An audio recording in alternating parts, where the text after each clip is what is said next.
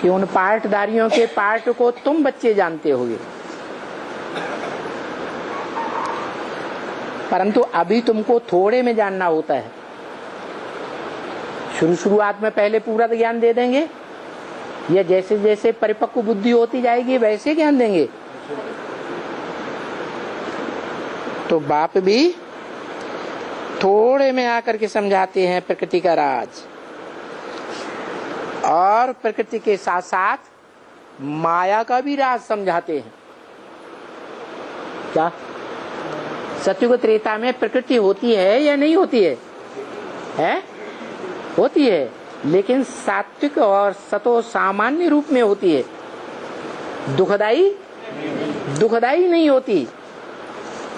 और द्वैतवादी द्वापर युग से प्रकृति दुखदाई होती है। क्यों है? किसके संग के रंग से तमो प्रधान बने है? कौन आत्मा निमित्त बनी? कौन? अरे अभी तो बाबा ने बताया, उन आत्मा रूपी पाठधारियों के पाठ को तुम बच्चे जानते होंगे ना। तो किसके संग के रंग से प्रकृति जो है वो तामसी बनने लगती है, राजसी बनने लगती है, नीचे गिरने लगती है?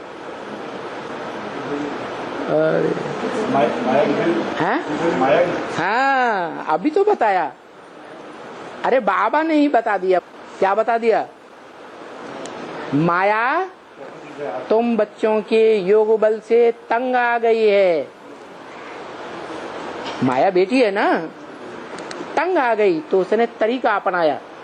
क्या तरीका अपनाया? कि बाप की जो सहयोगिनी शक्ति है प्रकृति, उस प्रकृति से हाथ मिला लिया। तो किसका संग मिल गया? सब प्रकृति को, माया का संग मिल गया। माया का अर्थ ही है मां माने नहीं, आया माने आया। वो जीवन में ना आया होता ना आई होती तो अच्छा था, लेकिन ड्रामा प्लान अनुसार आ गई। तो बाप माया का भी राज समझाते हैं, संपत्ति का भी राज समझाते हैं, और सहज सहज समझाते हैं। कोई भी कहो, जो मिले उसको कहो। अभी संगम युग चल रहा है, चारों युगों की शूटिंग का टाइम चल रहा है। निराकार आत्माओं का निराकार बाप डायरेक्टर के रूप में पर्दे के पीछे पार्ट बजा रहा है। डायरेक्टर सामने होता है एक्टर्स के, ऑडियंस के, या पर्दे के पीछे होता है? पर्दे के पीछे पार्ट बजा रहा है।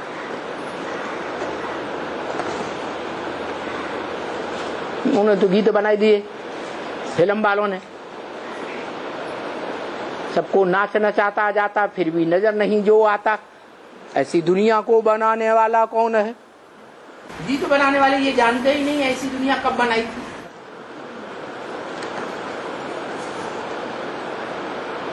वो अभी संगम युग में दुनिया बना रहा है। सारी दुनिया के मनुष्य मात्र गुड्डे गुड़ियों की तरह पार्ट बजाने वाले हैं। जो कहावत है, तेरी सत्ता के बिना पत्ता भी हिल सकता नहीं, ये मनुष्य सृष्टि रूपी झाड़, जिसका वर्णन गीता में कहा गया, ऊढ़म मूलम मदशाखा, उस सृष्टि रूपी वृक्ष के 500-700 करोड़ पत्ते हैं। एक टाइम ऐसा भी आएगा क्या वो पत्ते उसकी इच्छा के बगैर हिल भी नहीं सकते। ऐसी सारी दुनिया मिलिट्री बन जाएगी, रूहानी मिलिट्री। मिलिट्री में क्या होता है? मिलिट्री अपनी अकल चलाती है या मिलिट्री का मार्शल अकल चलाता है? मार्शल अकल चलाता है। हम बच्चों की जो रूहानी मिलिट्री है, हम ज्योति बिंदु रूपी आत्मा जो भ्रकुटी के मध्य में बैठी हुई हैं, जिनकी यादगार बिंदी या टीका लगाया जाता है, लगाते हैं ना, वो ज्योति बिंदु रूपी आत्मा रूपी बच्चे, हम जान गए हैं कि हम देह नहीं हैं, हम क्या हैं? हम आत्मा हैं। और हम आत्मा अभी शिव बाप से वर्षा ले रहे हैं। काई का वर्षा ले रहे हैं? किस बात का वर्षा ले रहे हैं? शिव बाप से हैं? हाँ, जिस बाप से हम वर्षा ले रहे हैं वो त्रिकालदर्शी होने के कारण, जन्म मरण के चक्र में ना आने के कारण क्या है? त्रिकालदर्शी होने के कारण, जन्म मरण के चक्र में ना आने के कारण क्या है? अखूट ज्ञान का भंडार है, जिसके लिए शास्त्रों में गायन है, पूर्णमिदं पूर्णमदः पूर्णात् पूर्णमुदच्यते पूर्णस्य पूर्णमादाय पूर्णमेवावशिष्यते। वो पूर्ण है, पूर्ण ही रहेगा। उस पूर्ण में से पूरा ही कोई निकाल ले तो भी पूरा ही बचेगा। ऐसा वो आत्माओं का, निराकार आत्माओं का बाप इस सृष्टि पर आकर के हम बच्चों को बता रहा है कि मैं तुम बच्चों को आप समान क्या अखूट ज्ञान का भंडारी बनाकर जाऊंगा। है? तो सब बच्चे बनेंगे या नहीं बनेंगे? सब बच्चे अखूट भंडारी बनेंगे। है? अरे जो जितना पुरुषार्थ करेगा उतना ही बनेगा ना। और पुरुषार्थ क्या बताया? मत मना भव, मेरे में मन लगा दे। माने मन की जो संकल्प शक्ति है, जो मेरे मन में संकल्प चल रहा है, वही संकल्प शक्ति, वही संकल्प तेरे मन में चलना चाहिए। अगर कोई दूसरा संकल्प चलता है, विरोधी संकल्प चलता है, तो मन मना भव हुआ या नहीं हुआ? है? नहीं हुआ। सारी दुनिया के 500-700 करोड़ मनुष्य मात्र महामृत्यु के समय तक कैसी स्टेज प्राप्त कर लेंगे? है? है? मन मना भव की स्टेज प्राप्त कर लेंगे। कौन कहता है मन मना भव? मेरे मन में समा जा। अरे वो सस्य रूपी वृक्ष का चित्र बताया हुआ है, साक्षात्कार से बनाया हुआ। उसमें ऊपर कौन बैठा है? शंकर बैठा हुआ है, नग्न रूप में बैठा है या कपड़े पहनकर बैठा है? नग्न रूप में बैठा है। वो नग्न रूप ही शिवलिंग है, जिसको कभी कपड़े नहीं पहनाए जाते। क्या? आत्मिक रूप में स्थिर हो गया।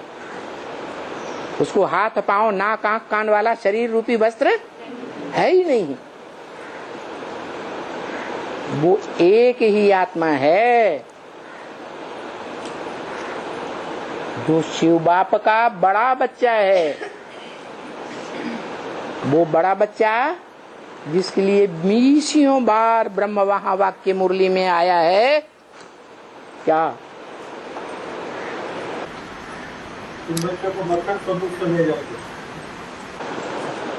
ब्रह्म वाक्य आया है।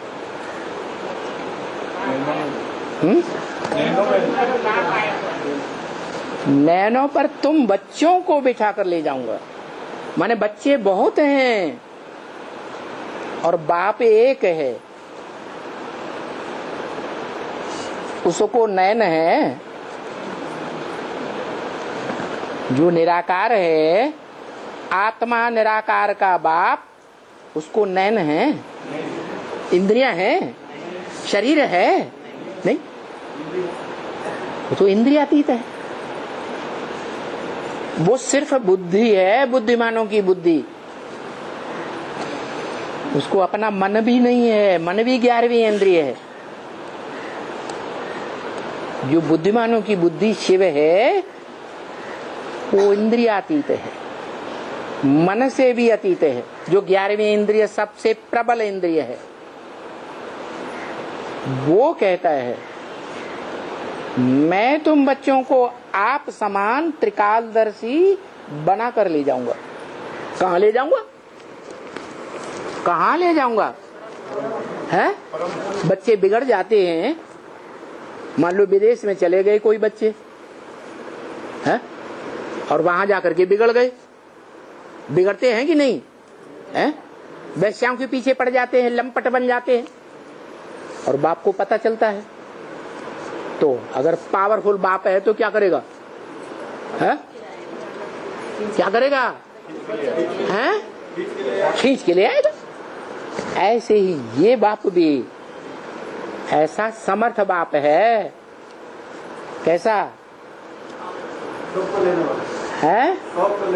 हाँ, इस मनुष्य सृष्टि में जो पहला बड़ा बच्चा है, उसको तो पहले पकड़ता है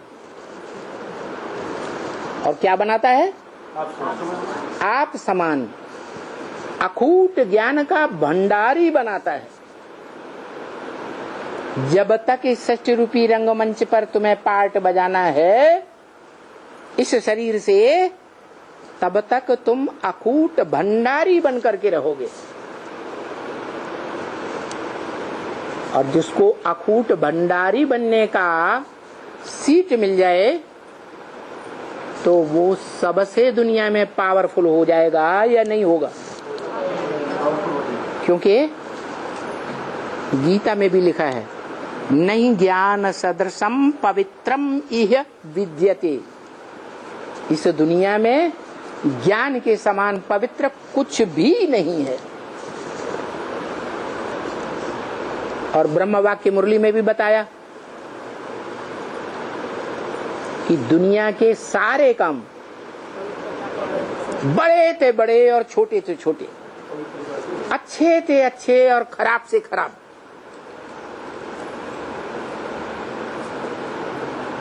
नई दुनिया की राजधानी स्थापन करने का अच्छे थे अच्छा काम, और सारी पुरानी दुनिया का, तामसी दुनिया का विनाश का काम कौन सी ताकत से होता है? पवित्रता की ताकत से होता है। किसके द्वारा विनाश गाया हुआ है? शंकर द्वारा विनाश। शंकर तो विष पीता है, विष पाई है। विष तो पराई स्त्री को कहा जाता है।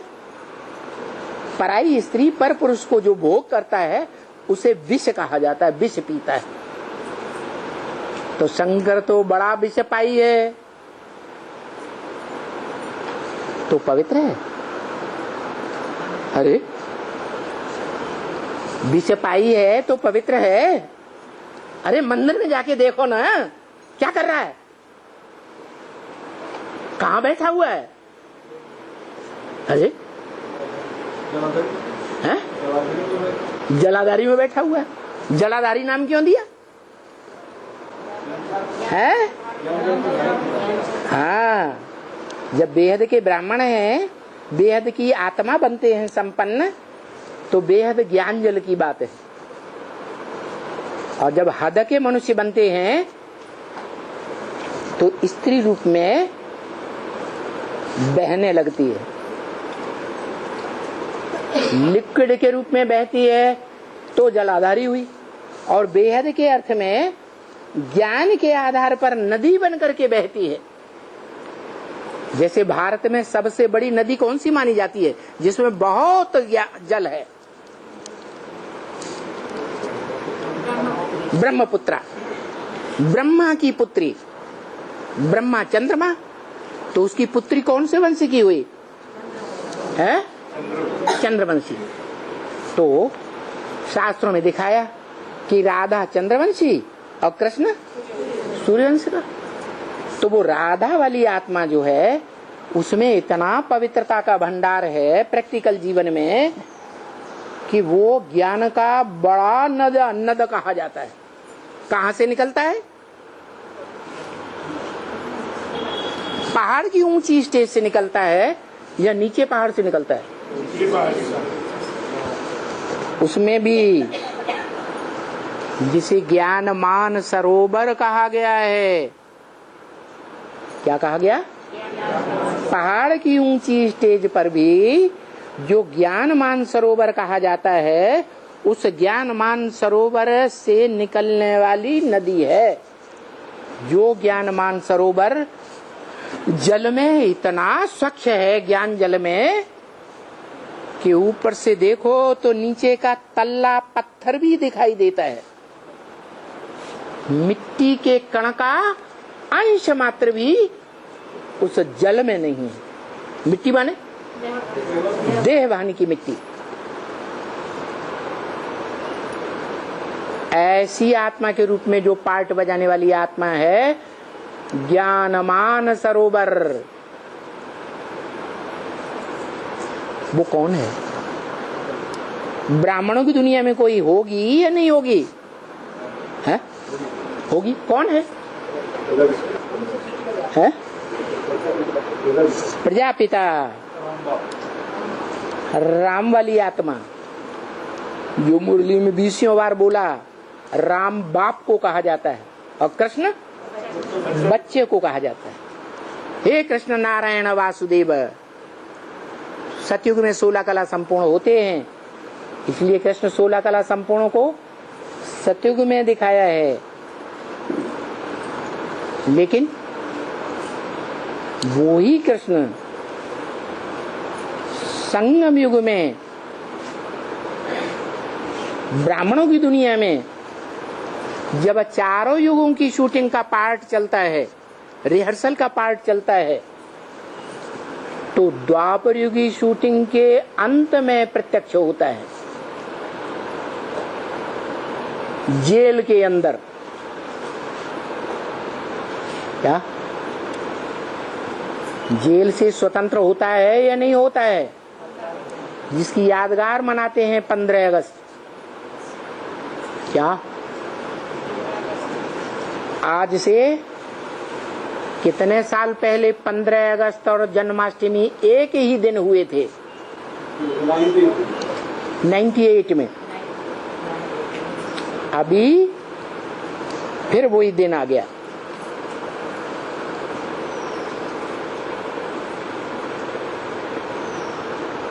वो ही स्वतंत्रता दिवस आ गया। जबकि प्राय ऐसा होता नहीं है। ये 2 बार जन्म क्यों गाया गया शास्त्रों में? क्योंकि ब्रह्मा के पुत्र तो ब्राह्मण ही होंगे ना, है? जो बड़ा पुत्र होगा वो पहले पक्का ब्राह्मण बनेगा या यज्ञोपवीत धारण करने के बाद पक्का ब्राह्मण बनेगा? है? क्या मान्यता है भारत में? हाँ, ब्राह्मण का बच्चा जब यज्ञोपवीत धारण करे तो पक्का ब्राह्मण, नहीं तो तब तक पक्का ब्राह्मण नहीं माना जाता। शादी भी करेंगे तो क्या करेंगे? पहले यज्ञोपवीत धारण कराएंगे। यज्ञोपवीत का मतलब क्या है? 3 सूत्र हैं। ब्रह्मा का सूत्र ज्ञान सूत्र, विष्णु का ज्ञान सूत्र और शंकर का ज्ञान सूत्र। ये तीनों ज्ञान सूत्र जब संपन्न स्टेज में तीनों आत्माएं एक होकर के एक जगह ब्रह्म फांस बंधती है, गांठ बनती है, तो उसको कहते हैं ब्रह्म फांस। परम ब्रह्म में फंस गए। यज्ञोपवीत ऐसा धारण करें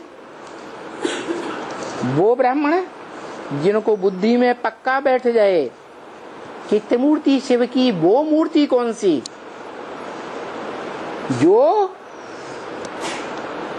स्थापना का कार्य कराती है। पहले पहले ब्राह्मण धर्म की स्थापना और बाद में राजधानी की स्थापना, क्योंकि जो पक्के ब्राह्मण होते हैं वो देवता कहे जाते हैं। इसलिए आज भी भारत में ब्राह्मणों की पूजा करते हैं या नहीं करते हैं? ब्राह्मण देवताएं नमः कहा जाता है। आज के ब्राह्मण कोई देवता नहीं है। सुख देने वाले को देवता कहा जाता है। वो ऊंची स्टेज बताई गई संगम युग की ब्राह्मणों की, जब वो पक्के ब्राह्मण बनते हैं नई राजधानी में और देवता कहे जाते हैं, देवतुल्य कहे जाते हैं। वो देवात्माएं तीनों रूपों को समझ लेती है। ब्रह्मा के रूप में, जिसकी बुद्धि में क्या बैठ गया कि मैं जाकर के स्वर्ग में जन्म लूंगा, स्वर्ग की हरियाली बुद्धि में बैठ गई। इसलिए एक कहावत है, श्रावण के महीने में श्रावण की हरियाली के बीच कोई अंधा हो जाए तो जीवन भर उसे क्या दिखाई देता है? हरा ही हरा दिखाई देता है। इसलिए ब्रह्मा बाबा तो अपने जीवन भर उसी खुशी में रहे, मैं स्वर्ग का जाकर के प्रिंस बनूंगा। उसके बाद ब्राह्मण धर्म की जब स्थापना हो गई, ब्रह्मा कुमार कुमारी संसार में फैल गए, ज्यादा पावरफुल धर्म पिता होगा तो संसार में जल्दी से फैल जाएगा या धीरे से फैलेगा? है? जल्दी से फैल जाएगा। सन 47 से ब्रह्मा कुमारी ईश्वरीय विश्वविद्यालय ब्रह्मा द्वारा स्थापन हुआ और 69 में ब्रह्मा ने शरीर छोड़ दिया। 21 साल के अंदर इतनी पावरफुल संस्था बन गई कि आज दुनिया के सभी देश विदेशों में वो ब्रह्मा कुमारी ईश्वरीय विश्वविद्यालय खुले हुए। भले शास्त्रों में गाए हुए 9 कुरी के ब्राह्मणों में से अव्वल कुरी के वो ब्राह्मण नहीं है सूर्यवंशी। क्या? जो सूर्यवंशी ब्राह्मण होते हैं वो वहां से टूट टूट करके एडवांस पार्टी में आते जा रहे हैं। यहां जितने भी बैठे हैं, कोई ऐसा हो जो समझता हो कि हम ब्रह्मा कुमारी विद्यालय से होकर नहीं आए हैं, हम तो डायरेक्ट आए हैं, वो अच्छी तरह से समझ लें कि पूर्व जन्म में वो ब्रह्मा कुमार कुमारी बनकर जरूर रहे। अगर ब्रह्मा कुमार कुमारी बनकर भी नहीं रहे, कोई 80 साल का बुढ़ा हो वो कहे हम तो 80 साल के हो चुके। ब्रह्मा कुमारियों का जो पहला संगठन है ओम मंडली, उस समय तो नाम निशान भी नहीं था। हम तो एडवांस ज्ञान ले रहे हैं। तो उन आत्माओं को भी ये समझ लेना चाहिए कि वो आत्माएं यज्ञ के आदि में ब्रह्मा कुमार कुमारियों के बीच में नहीं रही हो भले, लेकिन राम वाली आत्मा के संसर्ग संपर्क में संबंध में आखिरी जन्म में जरूर आई होंगी। अगर ना आई होती तो यहां एडवांस ज्ञान नहीं ले सकते। तो ब्रह्मा की मूर्ति का ज्ञान, ब्राह्मण धर्म जब स्थापन हो गया फिर क्या चाहिए? पक्का ब्राह्मण सो देवता धर्म स्थापन हो गया। पक्का देवता धर्म है तो राजधानी होगी या नहीं होगी? जिस पक्के ब्राह्मण धर्म के लिए बोला तुम बच्चों का ब्राह्मणों का संगठन ऐसा पक्का हो जाएगा जिसमें एक भी विकारी संग दोष में आने वाला, विकारी हाथों का भोजन खाने वाला, श्रीमत के बरखिलाफ कर्म करते हुए कमाई करने वाला अथवा संग दोष अन्न दोष में किसी भी प्रकार से आने वाला इस ब्राह्मणों के संगठन में बैठ नहीं सकेगा, आएगा ही नहीं। इतना पावरफुल संगठन तुम्हारा बन जाएगा। और दुनिया की जो बड़ी बड़ी शक्तियां हैं, बड़े बड़े राज्य हैं, बड़े बड़े राज्याधीश हैं, वो दूसरे छोटे भी देश हों बड़े देश हों, उनको जीतने के लिए पहले क्या करते हैं? वहां अपने जासूस घुसेड़ते हैं कि नहीं? बोलो, है? जासूस घुसेड़ते हैं। ओसामा बिन लादेन का जो संगठन था इतना गुप्त था,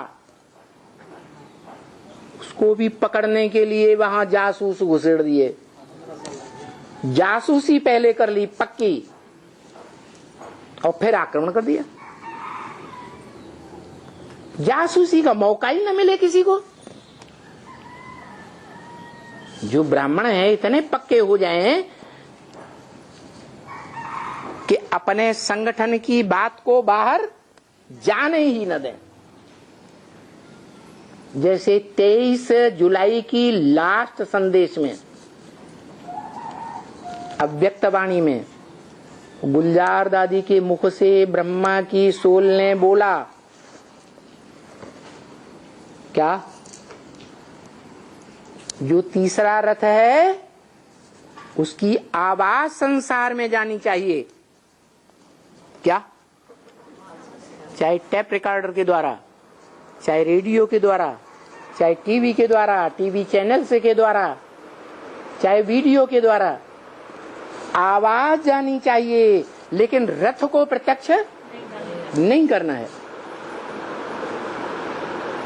तो ये डायरेक्शन दिया गया। डायरेक्शन देने का मतलब क्या है? जरूरत क्या है? जरूरत ये है कि लीकेज करने वाले बच्चे हैं जो बाप को गुप्त नहीं रहने देते, बाप को पहचाना नहीं है, संशय बुद्धि है। और गीता में आया है संशय बुद्धि विनश्यते, वो ठहर नहीं सकेंगे इस रुद्र ज्ञान यज्ञ में, राक्षसी कुल में चले जाएंगे। तो बोला कि ब्राह्मणों का संगठन पक्का करना है तो एक बात जरूर पक्की करनी है। क्या? क्या? कि बाप का रथ प्रत्यक्ष नहीं करना है। आवाज सारी दुनिया में पहुंचनी चाहिए। जितना हो सके सारी दुनिया में बाप की आवाज को बुलंद करते रहो, लेकिन रथ को प्रत्यक्ष नहीं होने देना। अरे रथ को प्रत्यक्ष नहीं होने देंगे, जिस रथ के बारे में 76 में बोल दिया बाप का प्रत्यक्षता वर्ष, तो रथ के आधार पर प्रत्यक्षता वर्ष या बिना रथ के प्रत्यक्षता वर्ष है? रथ के आधार पर। तो 500-700 करोड़ की दुनिया उस रथ रूपी बड़े रूप को याद कैसे करेगी? बाबा को तो डायरेक्शन है। शिव बाप का क्या डायरेक्शन है? साकार और निराकार के मेल को शिव बाबा कहा जाता है। उसमें साकार रूप है बाबा, ग्रैंडफादर। मैं तो आत्माओं का सिर्फ बाप हूं, ग्रैंडफादर नहीं। कोई संबंध मेरा नहीं है दूसरा। किसका? सुप्रीम सोल शिव का। मैं जिसमें मुकर्रर रथ में प्रवेश करता हूं, क्या जो अर्जुन का रथ है वो रथ ही है जिसके साथ अनेक प्रकार के संबंध जुड़ते हैं। उसमें बाबा का संबंध भी है, ग्रैंडफादर, जो भारत में खास गाया जाता है कि बाप का वर्षा बाप दे या न दे, लेकिन ग्रैंडफादर का वर्षा जरूर मिलेगा। तो देखो, शिव बाप का अखूट ज्ञान धन का भंडार का वर्षा सभी बच्चों को मिलता है? नहीं मिलता। क्यों? क्योंकि वो ग्रैंडफादर नहीं है। ग्रैंडफादर नहीं, वो सिर्फ बाप है, फादर है, सुप्रीम फादर, लेकिन ग्रैंडफादर नहीं।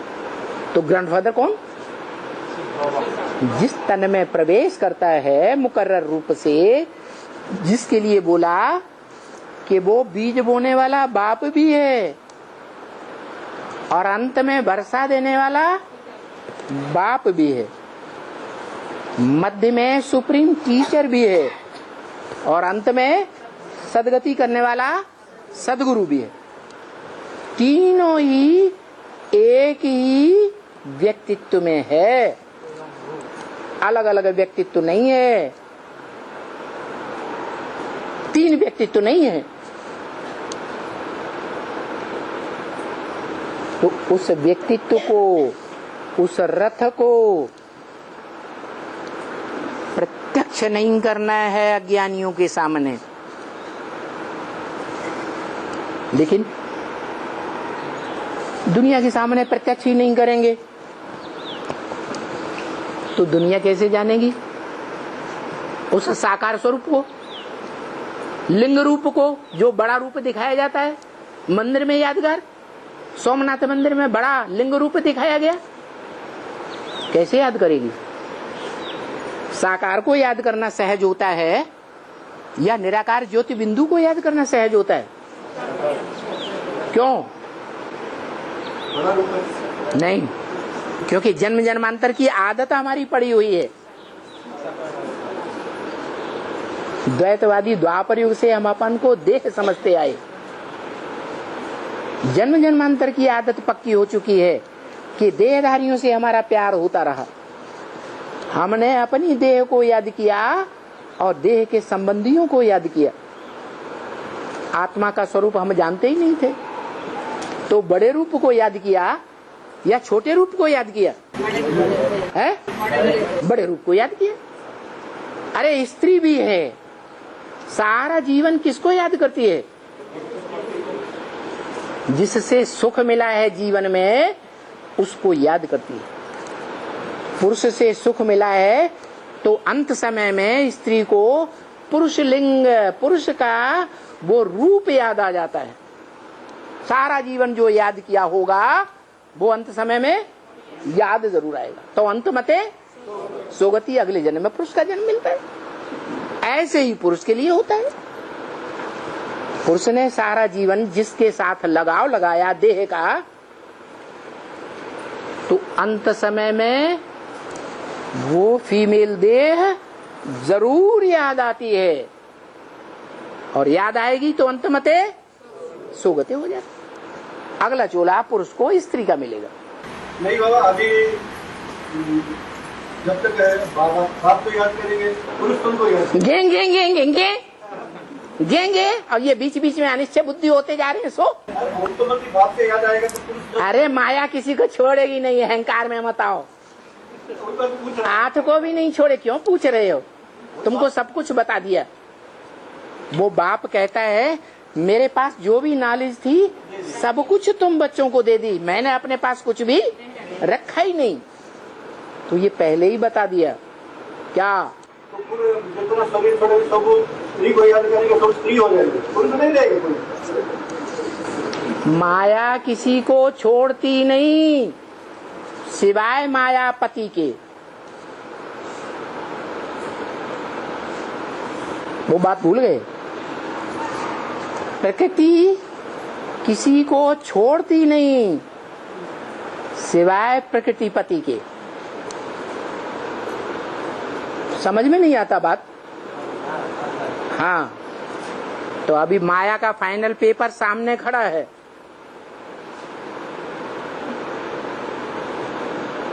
फाइनल पेपर में कितने पास होंगे? 8 नंबरवार नहीं है। तो जो 1 नंबरवार में पहला नंबर है वो जब पास होगा तो बाकी सब क्या हो गए? फेल हो गए।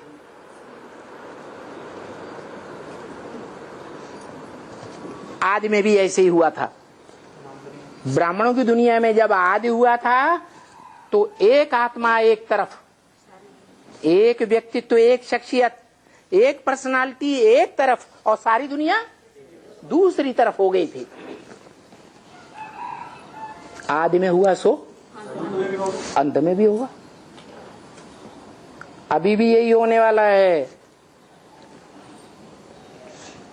तमाशा होने वाला है, पर्दा खुलने वाला है।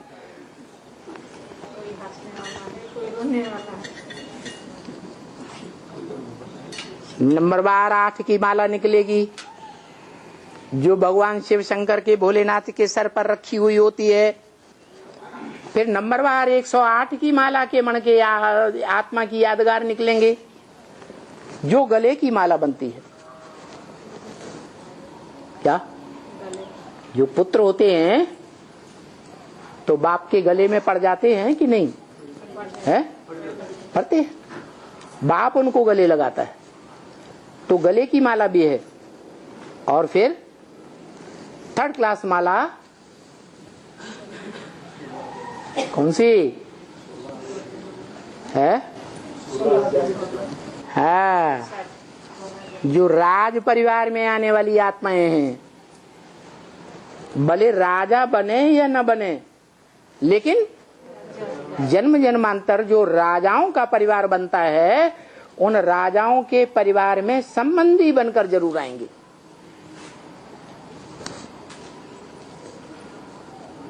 धृतराष्ट्र है, राजा था। दुर्योधन पुत्र था। वास्तविक रूप में सत्ता किसके हाथ में थी? दुर्योधन के हाथ में ही थी या दुशासन के हाथ में भी थी? है? दुशासन के हाथ में नहीं थी। अरे राष्ट्रपति का ड्राइविंग करने वाला जो अव्वल नंबर ड्राइवर होगा चहेता, जैसे इंदिरा गांधी का बॉडीगार्ड चहेता था या नहीं है? था। तो उसके हाथ में सत्ता नहीं होती? उसकी सत्ता को लोग नहीं मानते हैं? मानते हैं। तो ऐसे ये 16,000 की माला है, वो दोनों बाहों में पड़ी हुई होती है, बाहों में चारों तरफ लपेटी हुई दिखाते हैं। जो भारत के पुराने पुराने मंदिर हैं उनमें बड़ी गरारी होती है, नीचे बड़ा तसला रखा रहता है और वो माला पड़ी रहती है। माला के मणके सारे नीचे पड़े रहते हैं। 2-2, 4-4 लोग इकट्ठे आकर के उसको खींचते हैं। 16,108 की माला जब संपन्न राजधानी तैयार होगी तो उस समय ब्राह्मण बच्चे 10-10, 4-4, 5-5, 15-15 मिलकर के सेवा करेंगे, भाग दौड़ करेंगे और उन माला के मणकों को खींच के बाप के गले की माला बनाएंगे। माला माने संगठन। लेकिन ये तीनों प्रकार की माला में से जब राजधानी स्थापन होगी,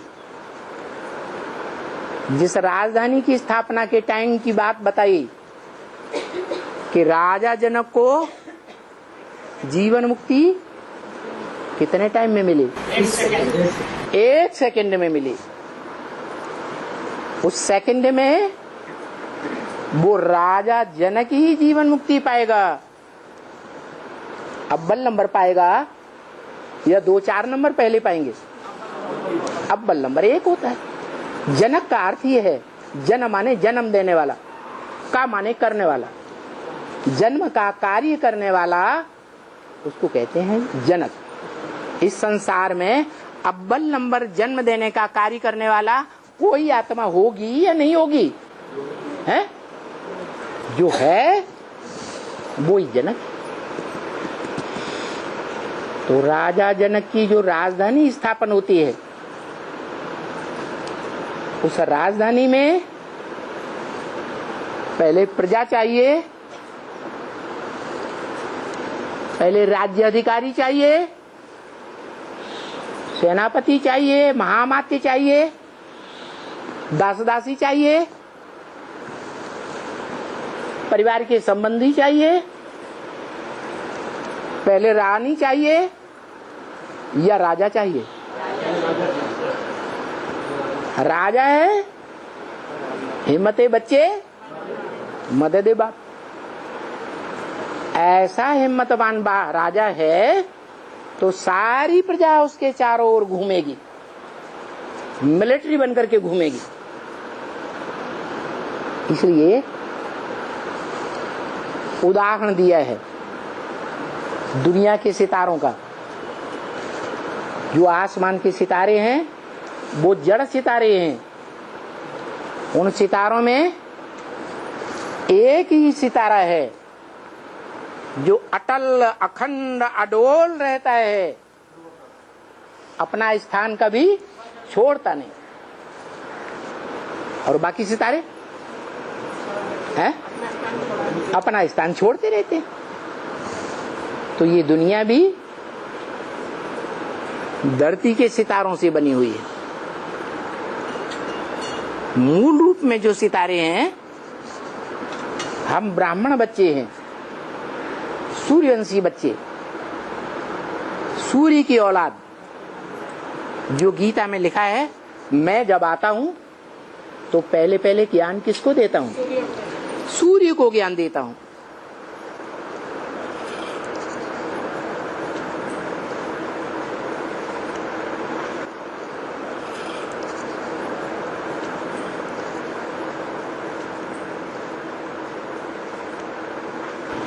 जिस सूर्य को ज्ञान देता हूं उसको अपना टाइटल भी दे देता हूं। क्या? अरे जो बाप है वो अपना बड़े बच्चे को टाइटल देता है या नहीं देता है? हैं? देता है। तो वास्तव में सूर्य तो एक है। जो धरणी माता से, पृथ्वी माता से डिटैच होकर हमेशा रहता है या अटैच होकर रहता है? डिटैच होकर रहता है, कभी अटैचमेंट में नहीं आता। लेकिन वो ज्ञान सूर्य शिव जब इस सृष्टि पर आता है तो मनुष्य सृष्टि का जो बाप है, जो ज्ञान सागर है, वो ज्ञान सागर धरती से अटैच होकर रहता है या डिटैच होकर रहता है? अटैच होकर रहता है। एक हिस्सा पृथ्वी और 3 हिस्सा समुद्र का जल है। तो कौन किसकी गोद में बैठा हुआ है?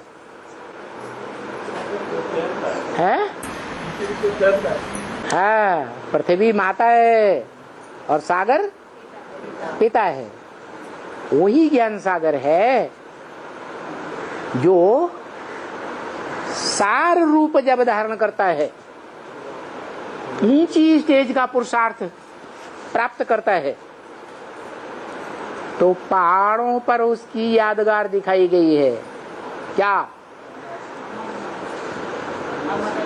है। इतना बड़ा सागर, ज्ञान जल का भंडार, ऐसा खूट भंडार जिसकी गहराई आज तक कोई मनुष्य नाप ही नहीं सका। शास्त्रों में कथा आती है, ऑर्डर दिया गया ब्रह्मा और विष्णु को, शिवलिंग का आदि अंत जानकर आओ। ब्रह्मा ऊपर की ओर गया और विष्णु नीचे की ओर गया, वापस आ गए। हमें उनका आदि अंत पता ही नहीं चल रहा। तो ऐसा ये ज्ञान सागर है, वो विस्तार रूप में है, ज्ञान का विस्तार,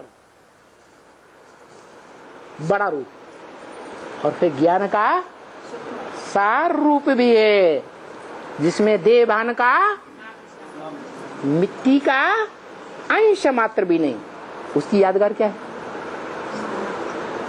अरे अभी तो बताया,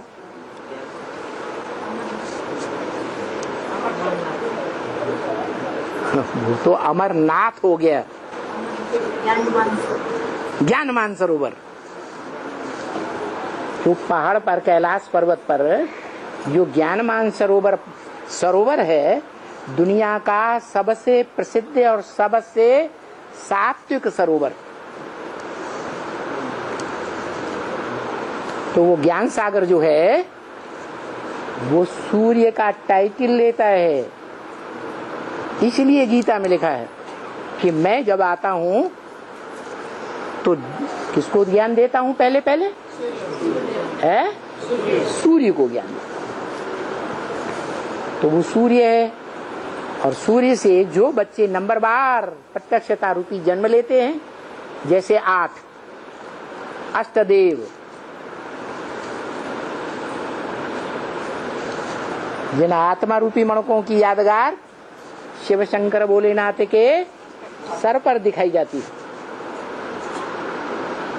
वो 8 बच्चे जब प्रत्यक्षता रूपी जन्म लेते हैं तो राजधानी पक्की स्थापन हो जाती है। और एक भी उनका है ना, है गंगा भी है ना, है गंगा। गंगा ही तो निकालने वाली है माँ। वो माता है, कन्या है, पिता की क्या संबंध में है? हाँ, कन्या के संबंध में है। उसको धारण करने वाला कौन है? उस कन्या को धारण करने वाला कौन है? अरे नाम क्या है? गंगाधर। वो गंगाधर सर पे क्यों धारण करता है? 8 को या गंगा को? जो बहुत प्यारे बच्चे होते हैं, बाप का धंधा संभालने वाले बच्चे होते हैं, उन बच्चों का चाम प्यारा होता है या काम प्यारा होता है? तो गंगा ने जो कार्य किया वो कार्य किसी ने नहीं कर पाया। गंगा ऐसा कार्य करती है जो बड़े से बड़ा माछला का नाम क्या है? मगरमच्छ, बड़ी मछली, जो मत्स्यावतार कहा जाता है भारत में। कौन है मछली बड़ी बड़ी? जगदम्बा। उसको भी कंट्रोल कर लेती है, उसके ऊपर भी सवारी करती है। तो बताओ, ज्ञान में जगदम्बा बड़ी हुई या गंगा बड़ी हुई? गंगा बड़ी होगी।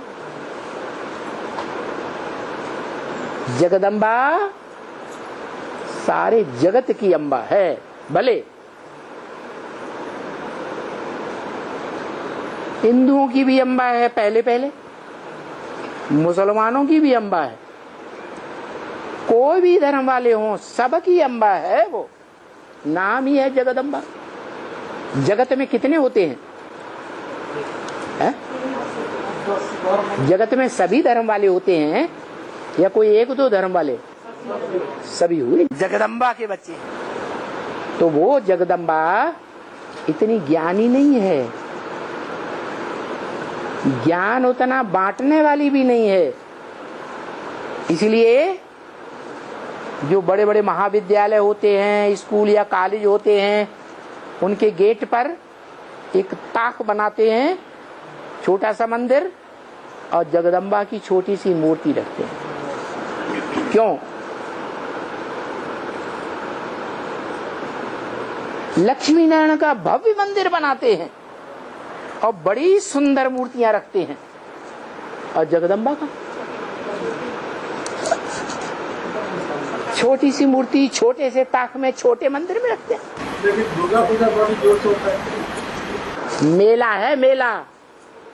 मेला में महिला इकट्ठा होता है या श्रेष्ठ आत्मा इकट्ठी होती है? मेला किसका गाया हुआ है? देवियों का मेला गाया हुआ है सबसे बड़ा, या कोई देवता का गाया हुआ है? देवियों का गाया हुआ है। जय माता दी। अरे जय माता दी करने वाले बापू को क्यों भूल जाते हैं? तुम्हारी माता दी क्या विधवा थी या है? विधवा की जय होती है भारतवर्ष में? भारत में विधवा को पूजते हैं क्या? सधवा को पूजते हैं या विधवा को पूजते हैं? सधवा को पूजते हैं। ये परंपराएं कहाँ से पड़ी है? संगम युग में जब भगवान बाप इस सृष्टि पर आते हैं तो ये दुनिया की जितनी भी परंपराएं हैं जो शास्त्रों में गाई हुई हैं, जिन शास्त्रों के आधार पर हिंदू लोग आज भी परंपराएं निभाते हैं,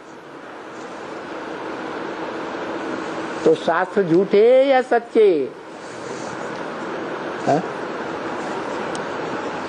ब्रह्मा कुमारियां कहती हैं झूठे। आप क्या कहेंगे? है? अरे सच्चे हैं या झूठे हैं?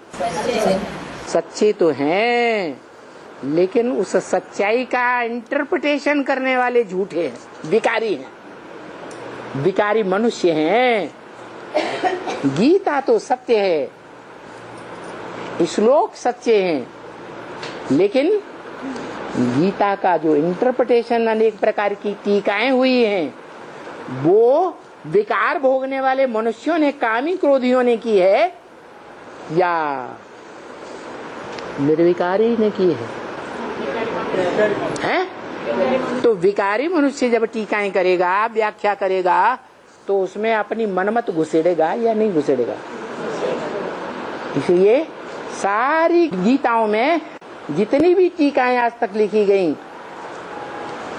108 से ऊपर टीकाएं लिखी गईं, उन टीकाओं के पढ़ने से मनुष्य मात्र विकारी बन गया। गीताओं में सब में यही बात एक पक्की कर दी गई।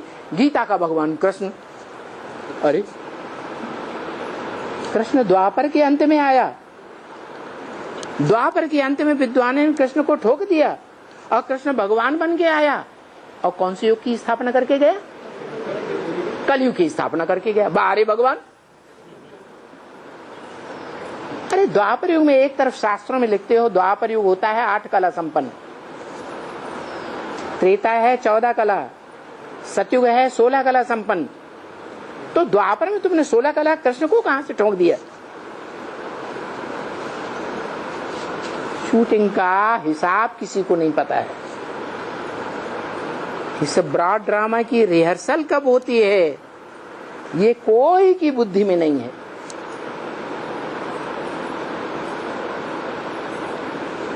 कि मनुष्य सृष्टि का बाप के द्वारा जब शिव बाप के अखूट भंडार ज्ञान का क्लैरिफिकेशन मिलता है सुप्रीम टीचर के रूप में, तब ये सारी बातें क्लियर हो जाती।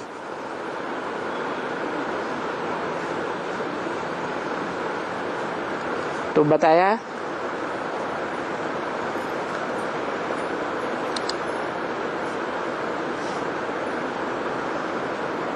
शिव बाबा सतयुग का रचयिता है। शिव बाबा नहीं है, है? शिव बाबा बताया साकार निराकार के मेल को। शिवलिंग में जो लिंगाकार पत्थर है वो साकार की यादगार। जो पत्थर बुद्धि बनकर रहता है इस सृष्टि रूपी रंगमंच पर, तब तक पत्थर बुद्धि रहता है जब तक 500-700 करोड़वीं मनुष्य आत्मा का ज्ञान पक्का न हो जाए। नहीं समझ में आया? 500-700 करोड़वीं मनुष्य आत्मा जब समझने लगे कि मैं आत्मा हूं, देह नहीं हूं, तब तक उस आत्मा को पत्थर बुद्धि बनकर के रहना है, शरीर के आधार पर। भगवान आकर तन का ही आधार क्यों लेता है? मन बुद्धि आत्मा का आधार क्यों नहीं लेता? अरे कहीं मुरली में बोला, अरे ब्रह्म वाक्य में कहीं बोला कि मन बुद्धि रूपी आत्मा का आधार लेता हूं? है नहीं, क्योंकि भगवान का तो नारा है। क्या नारा है? स्वतंत्र रहो, स्वतंत्र रहने दो। आत्मा को स्वतंत्र किया कि तुम सच्चाई को मानो या न मानो, कितना मानो कितना न मानो, ये आत्मा के ऊपर छोड़ दिया। लेकिन मनुष्य सृष्टि की एक आत्मा है जिसके तन को कंट्रोल करता है, रथ को कंट्रोल करता है। जो महाभारत युद्ध में गीता सुनाई जाती है, उस गीता में रथ दिखाते हैं। किसको? अर्जुन को। अर्जुन माने जिसने ज्ञान का अर्जन किया। अर्जन माने कमाना। दुनियावी लोग होते हैं, वो स्थूल धन का अर्जन करते हैं। ये बेहद के बाप के बच्चे आत्मा हैं, ये क्या अर्जन करते हैं? ज्ञान धन का अर्जन करते हैं। उन ज्ञान धन का अर्जन करने वालों में जो अव्वल नंबर है उसे अर्जुन कहा गया। वो ज्ञान धन के आधार पर अपने सद्भाग्य को जन्म जन्मांतर बनाने वाली आत्मा हीरो पार्टधारी कही जाती है। इसलिए वो आत्मा इस सच्चे रूपी रंगमंच पर निमित्त बनती है, शरीर के आधार पर। इस बात का निमित्त निमित्त साकार में बना जाता है या निराकार आकार में? साकार में निमित्त बना जाता है। किस बात के निमित्त बनती है? अरे अविनाशी रुद्र ज्ञानी यज्ञ कुंड का फाउंडेशन डालने के निमित्त बनती है। कैसा ज्ञान यज्ञ? अविनाशी। ऐसे नहीं संगम युग तक रहेगा। क्या? चारों युगों में अविनाशी ज्ञान यज्ञ है। ये ज्ञान यज्ञ चलता ही रहता है। भले दुनिया की हर चीज 4 अवस्थाओं से पसार होती है, ज्ञान भी 4 अवस्थाओं से पसार होता है, लेकिन ज्ञान का कभी विनाश, संपूर्ण विनाश नहीं। जैसे देवी देवता सनातन धर्म का कभी विनाश नहीं होता, किसी भी धर्म का विनाश नहीं होता। इस रंगमंच पर 5,000 वर्ष के ड्रामा में कोई धर्म हमेशा के लिए लोप हो जाता है? हर 5,000 वर्ष के बाद वो ही धर्म पिताएं 2,500 वर्ष पूरे होने के बाद आ जाते हैं द्वैतवादी युग में। तो ये सनातन धर्म ऐसा है जो ऑलराउंड पार्टधारी है। सनातन धर्म का प्रणेता, धर्म पिता, जिसके नाम पर ये सनातन धर्म चलता है। सभी धर्मों का नाम धर्म पिता के आधार पर चलता है। बुद्ध के नाम पर बौद्ध धर्म, क्राइस्ट के नाम पर क्रिश्चियन धर्म, मोहम्मद के नाम पर मुस्लिम धर्म, धर्म पिता के नाम पर धर्म का नाम पड़ता है। आज भारतवासियों से पूछो तुम्हारे धर्म का नाम क्या है, तो कह देंगे हिंदू धर्म। अरे हिंदू शब्द का अर्थ क्या है? हिंग माने हिंसा, दू माने दुईते। जो हिंसा को दूर करे वो है हिंदू धर्म। तो क्या हम भारतवासी हिंसा में सबसे आगे बढ़कर हैं या पीछे हट गए हैं?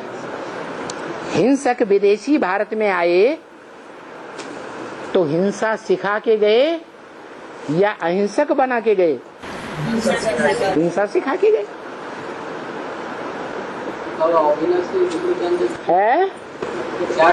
ज्ञान कैसे हुआ? सतयुग में है संगम युग में तो बाबा है, सतयुग में तो बाबा नहीं है। तो बाबा तो ज्ञान कैसे चलेगा ना? सतयुग में बाबा क्या ज्ञान लेते हो? गीता पाठशाला के मैनेजर बन के रहे इतने लंबे टाइम तक। बाबा ने तो बोला इस सृष्टि पर सदा कायम कोई चीज है ही नहीं, सदा कायम। अब क्यों बाबा हो गया? सतयुग में बाबा होता है कि नहीं? वो है चारों युगों की शूटिंग में होता है या नहीं है? चारों युगों में संगम युग रहे। चारों युगों में संगम युग नहीं रहेगा। चारों युगों में शिव बाबा की सोल रहेगी। संगम युग में शिव बाबा का शरीर भी रहेगा। हाँ, तो प्रसंगांतर हो गया। क्या बात चल रही थी? है अविनाशी रुद्र ज्ञान यज्ञ का जो निमित्त मात्र बनता है, जिसे यज्ञ पिता कहा जाता है, वो यज्ञ पिता क्षेत्र भी है।